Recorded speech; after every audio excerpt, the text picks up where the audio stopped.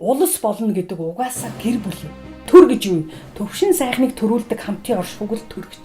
Яаж байгуулахын тэр зам ёсны төрийг тухайлбал нэг хүн загсан ингээ худлаа дүр гаргасан ингээ та хөмсгөө зангидсан нэг юм нэг сүүлийн үеийн колоноор үйлдвэрлэсэн амьтч нэг юм гүлгэр арьстай ингээ хин тэрнээс айх юм. Монгол төр бүрэлдэх үйл явц донд Монгол үндэстэн бий болсон юм.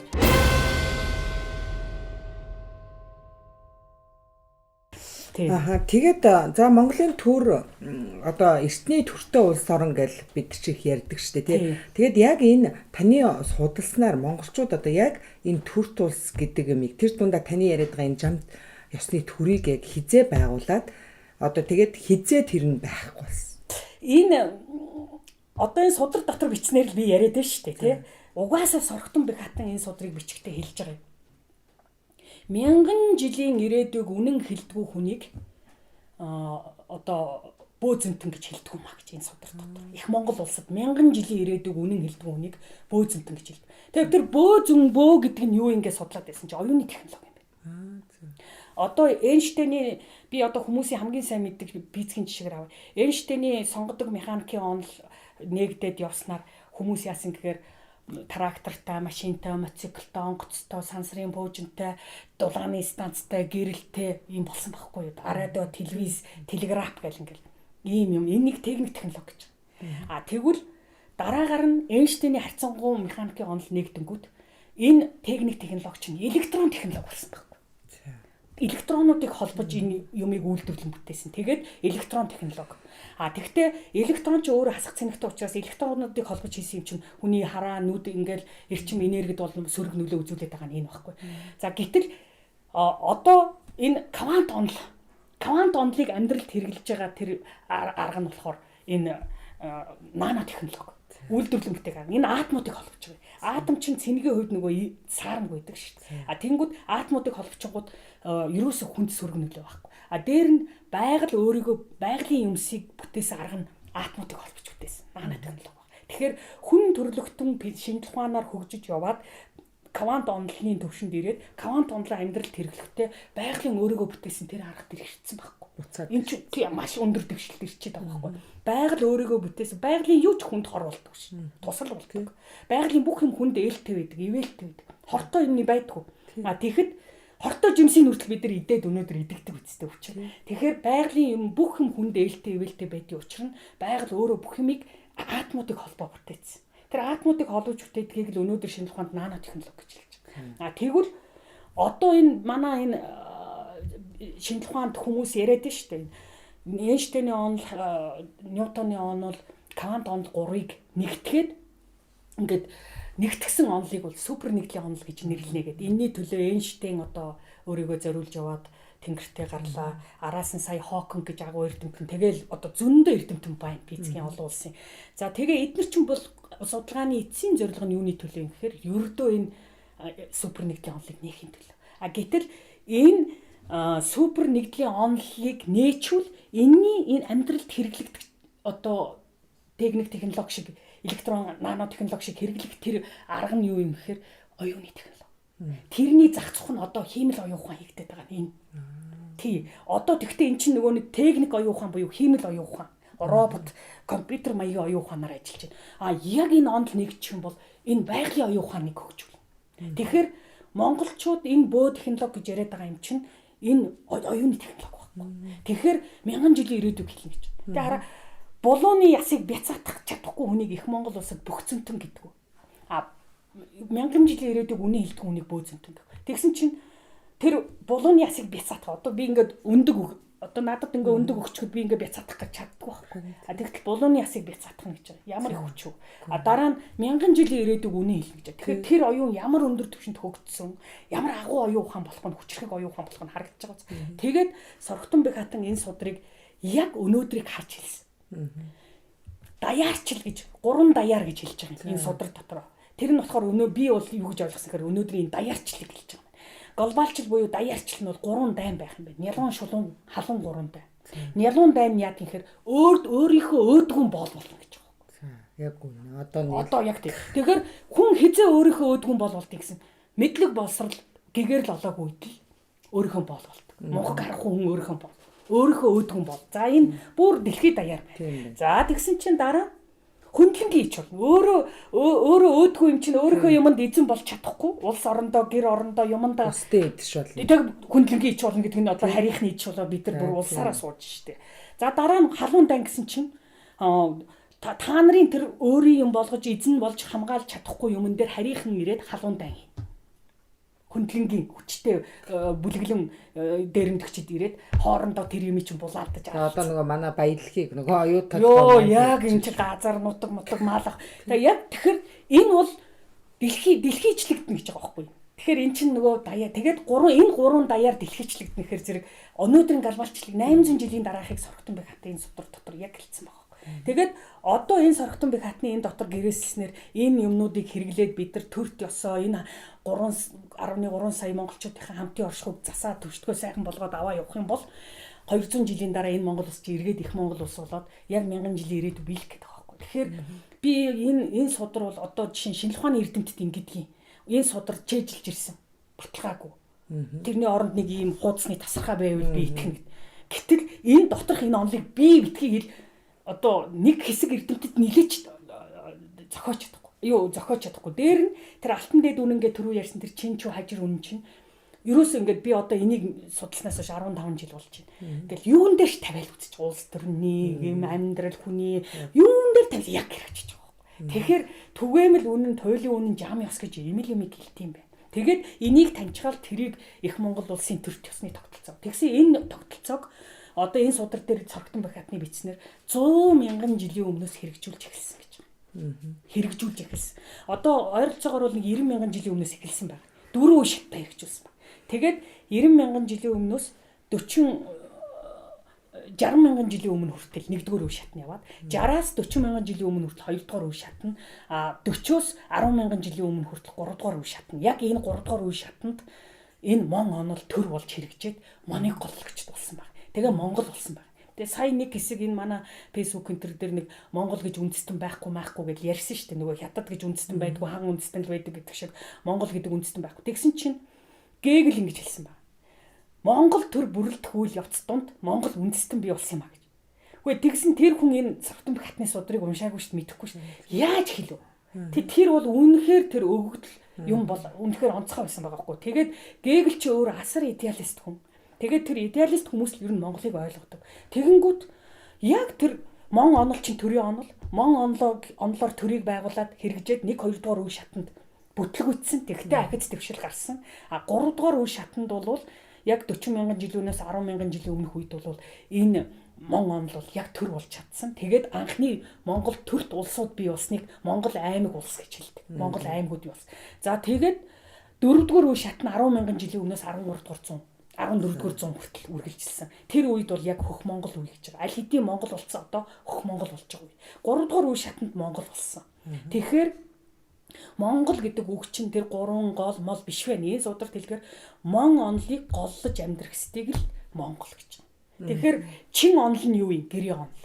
Чуу онол буюу орчхон онол нь, динамик онол нь мон онол. Нөгөө хажир онол буюу бүхнийг цогцлооцсон төвшин сайхныг тогтооцсон онол нь бол ахын онол байгаа байхгүй юу? Уйлгын онол. Ингээд яг л нөгөө алтан дээд үнэн чинь 3 үнэн чинь энэ 3 онол болол амьдралд төрт ёсыг одоо хамтын оршихуйг төвшдгсөн байгаа байхгүй. Хамтын оршихуйг төвшдгсөн учраас төрийн онолууд гэж хэлдэг юм байна. Түүнээс угтаа бол оршихуйн л онолууд байхгүй юм чинь. Ийм нарийн юм. Тэгэхээр яалчгүй Эйнштейний Ньютоны сонгодог онол, Эйнштейний харьцангуй онол, квант онол 3 чинь энэ 3 онолтой яг л ингээл таарч байгаа. Тий. Тэгэхээр квант онол нь бол чин онол. Эйнштейний харьцангуй онол нь болохоор чуу онол. Юу нь болохоор Ньютоны онол нь болохоор хажир онол болол яг хэрэгждэг байхгүй. Тэгэхээр ахын онол болоо. Тэгэхээр би бол энэ шинжлэх ухаан аргагүй байгалийн оршихуйг судалсан юм байна. Ингээд нээсэн 3 онол нь ингээд гараад ирсэн, цогцолцсон. Одоо эдрийг нэгдэх асуудал ярьж байна. Гэтэл энтэй талаас нь монголчууд бас байгалийн орчлонгийн оршихуйг судалсан. Бас л тэр 3 онолыг нээсэн. Тэгээ энэ хоёр нь өнөөдөр яг ингээд мөрөгж байгаа байхгүй. Энерги хадгалагдах хуулиар холбогдож мөрөгдөг. За энийг бол би номонд бичсэн. Энэ бол одоо илээж байгаа. Тэгэхээр ерөнхийдөө Монголын төрт ёс гэдэг бол төр гэх нь чухал биш. Монгол суугаанд бол төрт ёс нь чухал юм байна. Төрт ёс гэдэг нь бол төр засаг эрх зүй 3-ыг л төрт ёс гэж хэлж байгаа. Энэ гуруулаа хэрэгжихийг л төрт ёс гэж хэрэгж байгаа. Энэ гурав чинь гуруулаа энэ гурвын ард нөгөө 3 онол гэж оршихын 3 онол. Тэгжээж хамтын оршихуй төвшөрдөг. Төвшин сайхан болдог. Тэгэхээр зэрэг энэ төрт ёс бол ерөөсөө төр засаг эрх зүй 3-ын нийлэмжийг л төрт ёс гэж хэлж байна. Төр гэж одоо тухайлбал яг юу гэнэ? Засаг гэж юу гэнэ? Төр бол нийт тарих буюу тэр гэгэрлийн хэлж байна. Засаг гэдэг нь бол гэгэрүүлэх үйл явцыг хэлж байна. Засан төвшдөх үйл явц. Гүйцэтгэлийн хэлж байна. Одоо энэ барууны улс төрийн шинжилгээ ухаанд чи ярьж штэ. Хууль тогтоох. Тий. Хууль хэрэгжүүлэх. Хуулийн хэрэгжилтийг хянах гэд 3 эрх мэдэл ярьж штэ. Уг нь бас эдгээр чи хөөрхий бас л хөөрхий оршин амьдарж байгаа хүмүүсийн болохоор яг энэ байгалийн орчлонгийн оршихуйг таниагүй ч гэсэн тэрлүү яваад байна штэ. Хөгжөөд байна штэ. Тийм учраас тэрний уул мөр ор мөр энэ дотор байгаад байгаа байхгүй. Тэгэхээр тэр засаглалын эрх мэдлэгээ тэгтэл засаглал гэж байдаг юм байна. За тэрнийг би дараа ярив. Тэр төрт ёсыг бол нэг 3 эрх мэдэл туваачаад байна штэ. Тэгэнгүүтээ хууль тогтоохын парламент хийнэ. Хууль хэрэгжүүлэхийн засгийн газар хийнэ. Хяналтын шүүх засаглал хийнэ. Гэтэл шүүгчд өнөөдөр албан тасалгаанд суучаад энэ Баян зүрхийн 5 дугаар хорооны гудамжинд яваад оржийн хууль зөрчиж байгаа үгүйг хянана гэж дааж байхгүй. Тэгэнгүүт тийм учраас энэ манай Монгол улс энэ улс орнуудын амьдрал дээр энэ хууль ингээл хэрэгжилт нь алдагдаад цорхоогоор нурсаад байгаа байхгүй. Гэтэл тэр хууль зөрчсөн хүнд ч хариуцлага тооцогдохгүй. Албан тасалгаанд суудсан хүн хизээч ирээд амьдрал дээр гарч байгаа гэмт хэргийг хянахгүй байхгүй. Хууль зөрчиж байгаа хуулийг хянахгүй байхгүй. Ганцхан яад юм хэр манай энэ тэр төрт ёсны тогтолцоогоор болохоор яад юм хэр хүнийг хүнээр нь хянуулцдаг. Ерөөсөө эхнэр нь нөхрөө хянана, нөхөр нь эхнэрээ хянана, хүүхдүүд нь ээж аваа хянана, ээж аав нь хүүхдүүдээ хянана, найз нь найзаа хянана, бат нь батаа нь хажуу хөршөө хянана, 10-ын систем доторх 10 айлаа хянана, 100-ын систем доторх хүнийг хүнээр нь хянуулцдаг. Энийг хамтын хариуцлага гэж. Тэгэхээр хүн хяналтаас хизээч хол байхгүй. Одоо би гадаа гараад гудамжинд хууль зөрчөө зогсож явахад намайг хинч ирээд бойл гэж хэлэхгүй. Цагдаа л ирэхгүй бол тий. Тэгээд хууль зөндөө зөрчигдөн нэгэн дотор. Хууль зөндөө зөрчигдөнгүүд жаахан хохирол амсцсан хүн гомцондоо очиод нөгөө хүнээ шүүхэд цагдаад өргөдлөхгүй бол тэр хяналтанд орохгүй. Тэгэхээр ийм хяналт гэж байдгүй юм байна. Энэ чинь хууль зөрчигдөх, шудраг бус ёс тогтох ийм үндэс болт юм. Их суурь болт юм. Жинхэнэ шудраг ёс чинь заа юу. Энэ алтан дээд үнэн гээд байгаа орчлонгийн оршихуйн туйлын үннийг энэ 3 онол гэдэг чинь тэр туйлын үнэ явж байгаа. Тэр 3 онол хэрэгжээд 3 онолоор хамтын оршихуйгаа ингээд засан төвшдөгчхөр тэр туйлын үнэ чи хэрэгжчихэр тэр туйлын үнэ дотор чинь ямарваа бусад хууль. Тэр дэг, журам, ёс бүх юм чинь энэ дотор хэрэгжиж байна. Тэгэхээр өөрөөр хэлбэл энэ хамтын хариуцлагын тогтолцоон дотор орчлонгийн оршихуйн туйлын үнийн хэрэгжих явц дотор өнөөдрийн бидний яриад байгаа энэ үндсэн хуулийг дагалж байгаа 8900 хууль. Дахиад дээр нь өчнөө замын хөдөлгөөний дөрмөөс эхжүүлээ өчнөө дөрөв. Дараа нь журам, дараа нь 2 хүний хамтан ажиллах гэрээ бүх юм тэн дотор багтчихсан. Тэгээд тэр хүмүүст хууль хэрэггүй.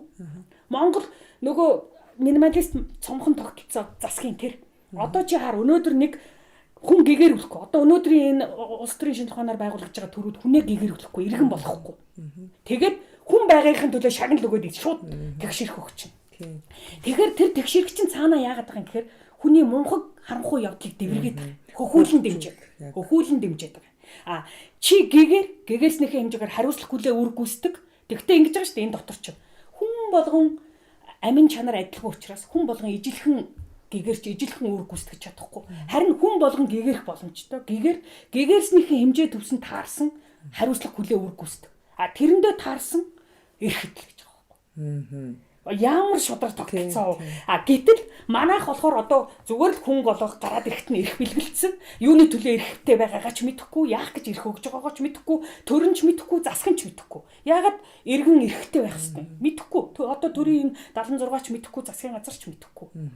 Тэгэхээр улс төр судлаач эрдэмтдэн ч мэдэхгүй. Хүн одоо тэр төвшөнд хүрэх тэр хичээл зүтгэлийг нь одоо хүчээр боож гэнэ гэсэн. Боож гэнэ гэсэн. Зүгээр л бурууг нь хөгүүлэн дэмжиж гэнэ гэсэн. Чи зүгээр байж. Чи ерөөсөө сурж болох гээд хэрэггүй өмнөөс чинь би бүгдийг шийдчихэв. Бид нар шийдчихэв. Чи ерөөсөө энд иргэн болж энд засагч төвшдөгч те ийм юм яах гээд хэрэггүй. Чи зүгээр л хоолны сав архины сав, шунлын сав тэгээ сууж. Одоо манайхан чинь ингэж байгаа шүү дээ. Нийгмийн онолоор бол бүх зүйл бол одоо хуулийн хүрээнд байна. Энэ эрх зүйт төрөөр улс орныг авч явдаг юм аа гэд нэг онолыг яриад байна. Тэгээд одоо таны яриад байгаа тэр эрх зүйт төр дотор тэр үндсэн хуулиас өсвөлээд одоо хууль журам дүрм гэрээ юу гэдгийг тэр болгоо орох нь л дээ. Яг зөв.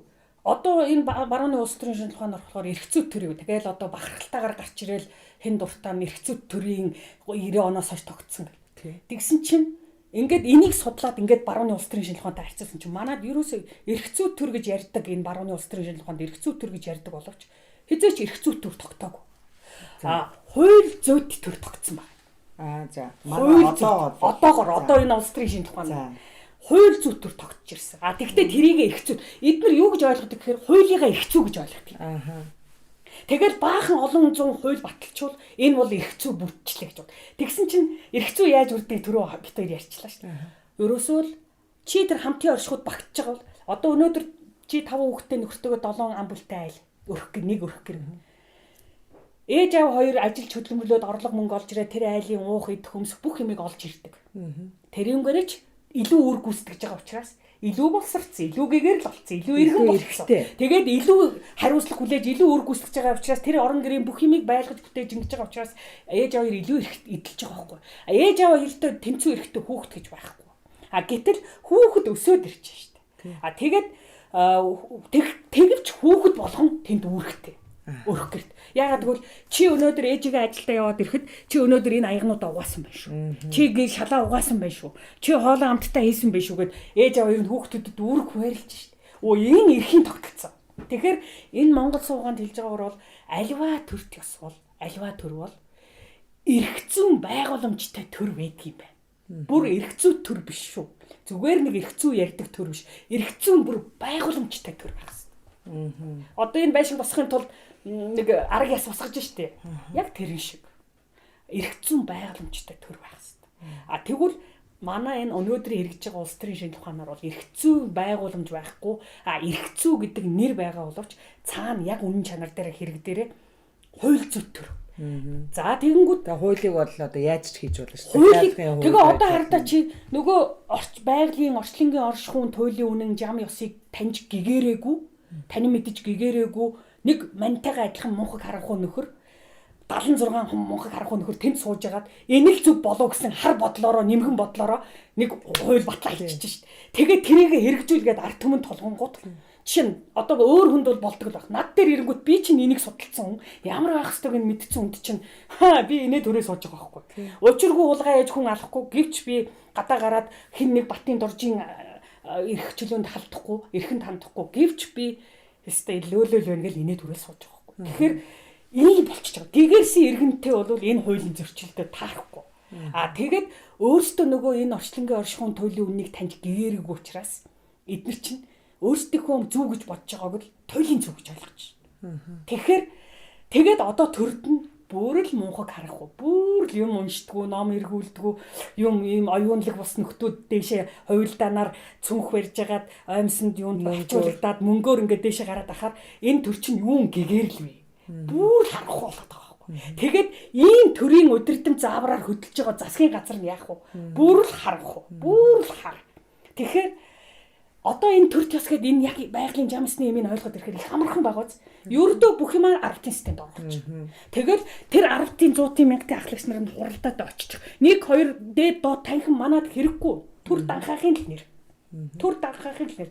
Зүгээр л энэ бүх арвтынхаа тэгээд эрдэмтэн мэрэгдээ оруулчих. Тэгээд тэр аймагуудын ноёд сайд ноёд төшөнд нь орчих. Тэгээд ингээд ингэхдээ эн чинь зүгээр л нөгөө нийтийн тарих, нэгдмэл тарих бүгдээрээ хэлцэхээр бүх ард түмний төлөөл ороод ирнэ. Бүх нэг ч хэсгийн төлөөл ороод ирнэ. Бүх байгаа асуудлаа ярина, хамтдаа шийдчихнэ. Нэг нэгнээсээ суралцчихна, туршлага авчихна. Гэхдээ эн чинь тэгээд төр гэдэг бол гэгэрэл юм шүү. Засаг нь бол гэгэрүүлэг юм шүү. Төр өөрөө гэгэрэлтэй үжиж хүнийг ч гэгэрүүлнэ, хамтын оршихуйч гэгэрүүлнэ, тэр гэгэрүүлгээ зөв хийх байхгүй. Тэгээд сая гэгэрсэн хүн нь иргэн болоод иргэн болсныхоо хэмжээ төвшин таарсан үүрэг хариуцлага үүрэг гүйцэтгээд тэрэндээ таарсан эрхийг шагналт нь нийтлэн. Тэгээд нөгөө энэтхгийн их удирдагч Махатма Гандигаа хэлсэн үг байдаг. Би эрхийн тухай үүрэг болон эрхийн тухай ойлголтыг ямар ч боловсралгүй ээжээсээ олж авсан юм. Яг тийш. Тий, ээж маань намайг аяга угаачаад одоо аяга угаавал 2 чихэр өгнө гэсэн тэр үе чихэр их ховор гэсэн энэтхэг ядуу. Тэгээ би ээжийнхээ хэлснээр аяга угаасан ээж надад 2 чихэр өгсөн. Тэгээ би чихэр идэх хэрэгтэй болсон. Тэр мэтлэн би ээж намайг гэрээ цэвэрлчихэд гадаагаар тоглол гэдэг ус. Би гэрээ цэвэрлсэн үед гадаагаар тоглох эрх надад нэгддэг ус. Би зүгээр Аз залгаагүй би ямар ч боловсралгүй ээжээсээ л эрх үүргийн тухай ийм ойлголтыг гүн бат авсан. Ийм л байхгүй. Тэгтэл өнөөдөр ядуу гэд сууж байгаа ажилгүй байж госоо тий. Үүрэг хүлээхийнхээ хэрээр эрхээ эдэлнэ л. Тийм шүү дээ. Ердөө л гэгэрсэн хэмжээнд нь таарсан үүрэг хариуцлага оногдвол үүрэг хариуцлагыг гүйцэтгэсэн хэмжээнд нь тааруулж ирэх үг. За одоо хоёлаа яг энэ өнөөдөр энэ Монгол улс ер нь ингээд одоо сүүлийн үед баг энэ Монгол улсад төр засаг байна уугүй юу гэдэг асуудал яригдчих шээ. За ялангуяа сүүлийн хэд хоног хөл хорио. За бүр нөгөө ингээд иргэд идэхгүй болоод хөл хориод ороод эхлэхээр нөгөө төрийн эрх мэдэл бүр их өргөждөг юм байна. Одоо бүр дүрм журм орж гарах баг одоо тий хүний одоо гэрлүү орж ирж хүртэл нөгөө нөлөөлдөг. Ийм байдал руу ордог юм байна л. Энийг бол одоо бид нар бүр энэ өнгөрсөн жилээс хойш баг бүтэн жил ингээд харлаа. Тэгэхээр яг энэ коронавигийн үед та энэ төрийн ажиллаж байгаа байдал за одоо яг вакцин хийхгүй баг манайх ч одоо өөрсдөө мэдэх байсан юм шүү дээ. Дэлхийн эрүүл мэндийн байгууллага одоо вакцин өгнө гэж байна, өгөхгүй гэж байна, тийм вакцин өгнө гэж байна гэл. Ингээд энэ болгоныг ингээд сонсоод сууж байхдаа одоо та ямар төгөлт хийж?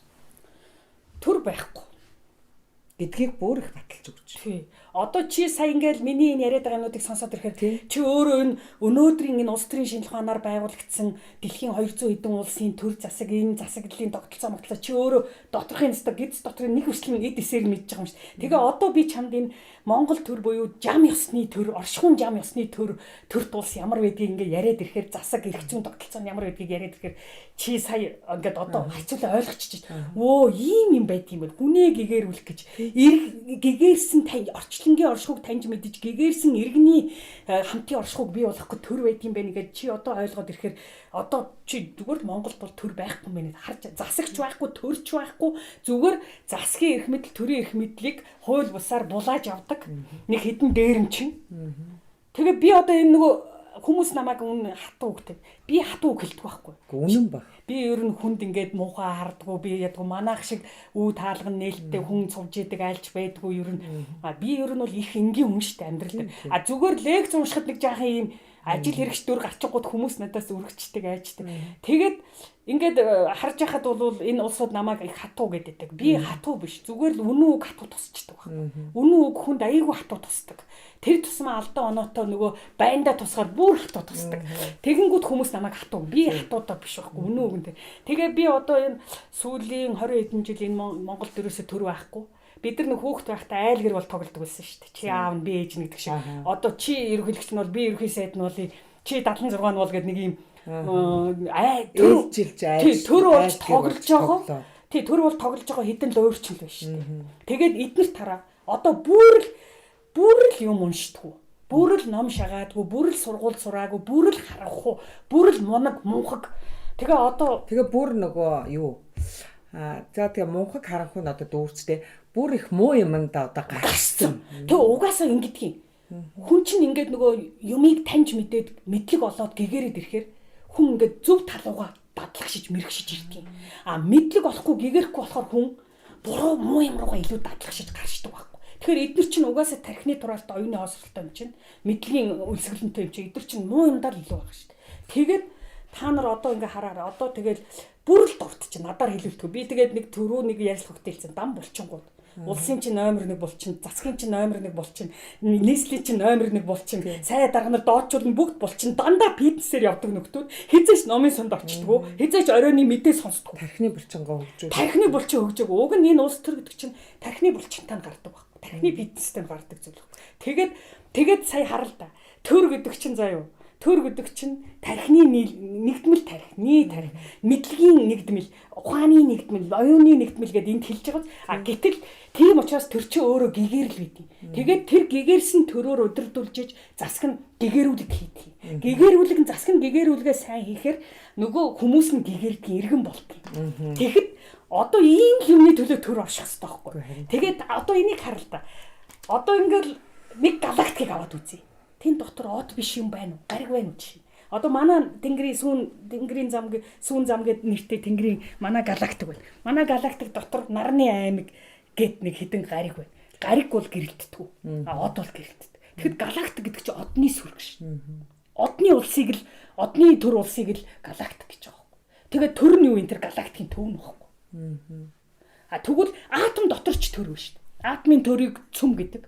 Цөмийг тойроод электронууд эргэлдэг. Тэгвэл Монголын төрийг тойроод 3.3 сая ард түмэн тойроод эргэлдээд орших хэрэгтэй шүү дээ. Орчихуугаа хийгээд. Энэ зүй тогтол, энэ оршихуун зүй тогтол алдагдаад байгаа байхгүй. Тэгэхээр энэ одоо манай энэ төр засагтай бол зүгээр ярих юм биш. Тэгээд нөгөө нэг мөнгөжиг тусам хувцас даруусна, мэдлэгч тусам зам ухаан даруус, хэрэглээ даруусна, ухаачих тусам зам даруусна гэж. Эдгээр чинь одоо нөгөө мэдлэгчгүй, ухаанчгүй, юучгүй болохоор зэрэг яах юм?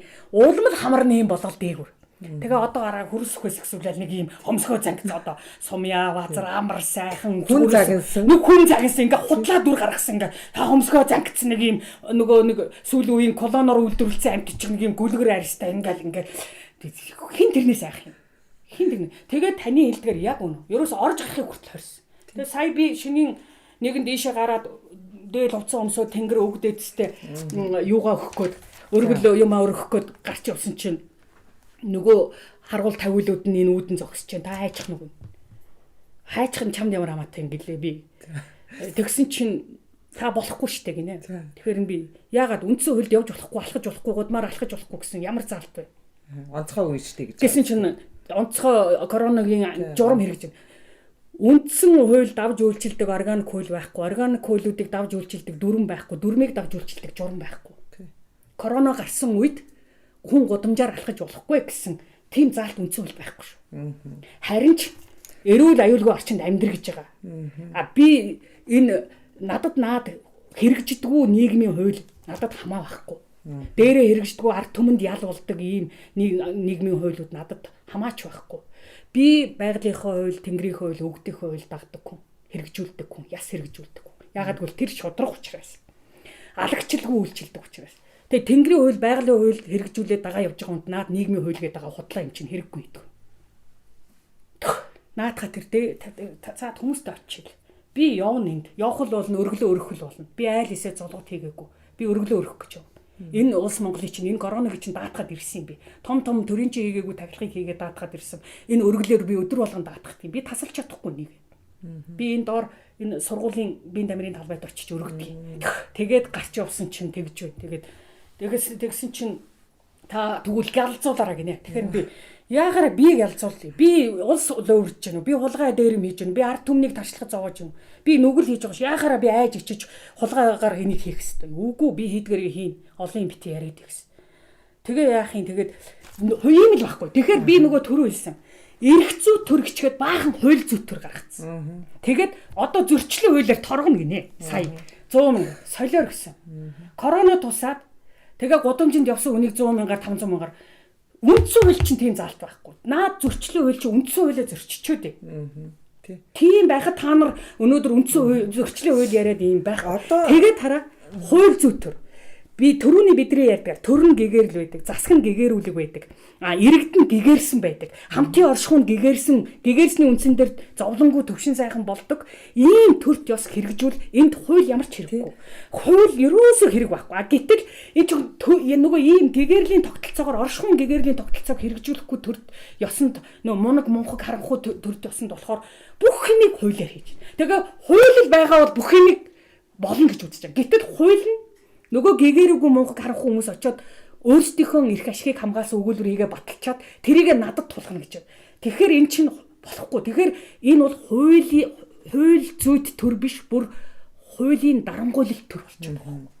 Яг хоо та түрүүн хэллээ л дээ. Энэ төр бол өөрөө гэгэрл юм аа. За одоо хамтын энэ оюун санаагаар удирддаг зүйл юм аа. Нийлэмэл энэ оюун санаагаар гэдэг. Энийг одоо энэ коронавигийн үед би их олж хараад байгаа. Яагаад өнөөдөр үндсэн хуулиас давсан энэ хүний эрхийг зөрчсөн ийм журмууд хүртэл гарчаад байхад нөгөө одоо оюун ухаанд хүмүүс нь те одоо энийг яагаад хүлээн зөвшөөрөд энэ яагаад болохгүй байхад энэ их мөнгө төгрөгийг одоо үргүү зарж үрж ингэж яхад одоо яагаад ингэж энийг хүлээн зөвшөөрөд байгаад байгаа юм бэ? Яагаад бид нар ирээдүгөө улам бүр өрөнд оруулаад энийг төвчөд сууж байгаа юм бэ гэдэгт л нөгөө нийтийн тэр оюун санааны үнэт зүйл гэдэг юм байхгүй.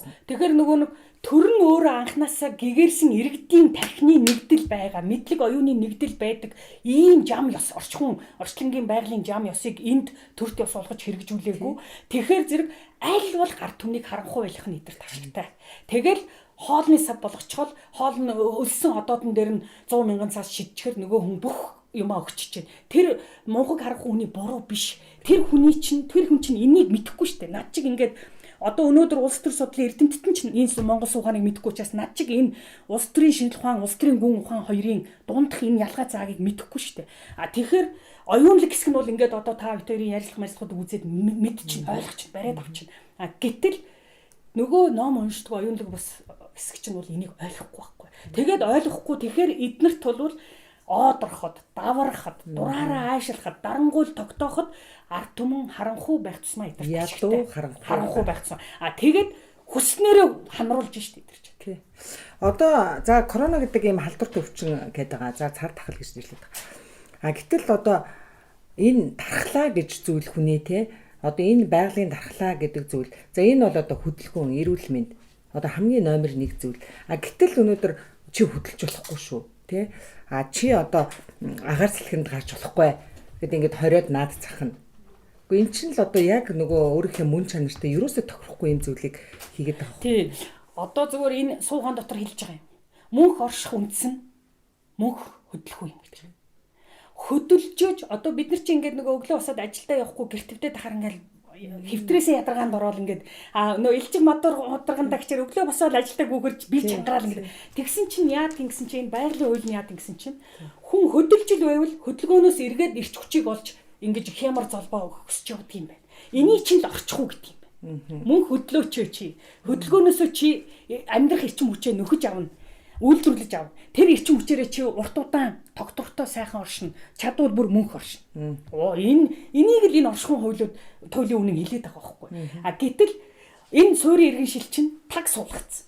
Дахиад нүүдлийн иргэн шил тэгэхэд хөдөлж л байгаа. Байн хөдөлж байгаа, мөнх хөдөлж байгаа. Гэтэл суурийн иргэн шил таг суулгацсан. Дахиад дээр нь 20 цэр тогтоогоод бүр суулгацсан. Уг нь манай энэ жинхэнэ төр засаг ажиллаж байгаа бол яах вэ гэхээр ерөөс энэ коронавирус би бол энэ коронавиг бол энэ ханиадны вирус гэдгийг бүр өнгөрсөн намар хэлсэн ярилцлагаар энэ бол зөвхөн хүний сэтгцэд хүчээр албадлагаар бий болгож байгаа тахал болохоос ерөөс амьдрал дээр байгаа тахал биш. Энэ чинь зүгээр л ханиадны вирус. Бид нар ингээд нэг мэдэхгүй гүйж яваад ханиад хүртсэн хамар шуугинжил байдаг, жаахан толгой бүлээрчил байдаг. Тэгээд дархлаануудтай сайтай нь бол нэг 7-10 хоногийн дараа өөрөө идэгчдэг. Юу ч хэрэглээг өөрөө идэгчдэг явж байгаад. Жаахан дархлаа суларсан хэсэг нь бол саримстай шүүл аарц марцаа уугаад, чацганы шүүсээ уугаад, халуун юмаа уугаад зүгээр болчдөг. Жаахан суур өвчтэй улсууд нь бол нөгөө энэ тариагаа хэрглэж байгаа зүгээр болчдөг. Яг л тэр юм. Энэ чинь ингэж сүржигнээд байх энэ ямар шалтгаан байхгүй. Зүгээр л энэ чинь нөгөө нэг дэлхийг болчлох гээд байгаа мөнгөний эзэдийн бол дундаж хэсгийн давхаргыг л ядуу хэсэг рүү унгаах гэсэн арга юм бий. Тэгээд одоо улс орнуудыг үр зээлэнд оруулах юм шиг. Нэгдүгээр зээн шахах. Тий. Улс орнуудыг үр зээлэнд оруулах, хоёрдугаарт дэлхийн нөгөө өөрсөнд нь хүчрэгдэхгүй байгаа дундаж хэсгийг ядуу хэсэг рүү оруулах. Тэгээд хүснээрээ удирдах ийм л бодолтой. Тэгээд энэнд нь одоо тэр Белорусын ерөнхийлөгч бол хэлсэн байл шүү дээ. Надад бол одоо 960 сая долларыг санал болгосон дэлхийн банкнаас. Тэгээд энэ долларыг аваад ард түмнээ одоо 7-8 удаа хийжүүлв юу яа хатуу хөл хорио тогтоогоод энэс нь коронавиг сурчлаад ингээд одоо зогсоо гэсэн. Манайхан бодвол тэрнийг авсан л байгаа шүү дээ. Хэлэхгүй л болохоос бас л авсан байгаа. Авсан ч учраас даалгавар. Сая оюун эрдэнэ ажил авангуудаа хэлж байлаа шүү дээ. 3-4 удаа бид нар хатуу хөл хорио тогтооно гэж. Үгүй эн чи юу гэсэн үг юм? Эн чин өвчин дэгдээд болохоо байвал гарцаагүй шалтгаан дор 20 цэр тогтоох хэрэгтэй болохоос урдаар ингээд нэг ерөнхий сайд шууд ажил авангуудаа 4 удаа тогтооно гэж хэлдэг зүйл юм. Эн чинь тэгэхээр цаанаасаа даалгавартай. Тэгээд ингэж байгаа юм. Ямар их мөнгийг үрдөнгүү зарцуулж байна. Одоо сая энэ хэдхэн хоног дотор 54 тэрбум. Би тэгээд энэ шавнар хүмүүстэй хэлж энэ 54 тэрбум надад байдаг бол би энийгээр ямар олон талын ямар их үр дүнтэй ажил хийсэн бол. Би өнөөдөр 13 дахь жилийн Манакул академиг удирдах байна. Яг энэ ажлыг хийгээд би 18-9 жил 20 жил болж байна. Тэгэд би төрөөс нэг төгрөгч аваагүй төмөө олноос нэг удаа бадар бариагүй.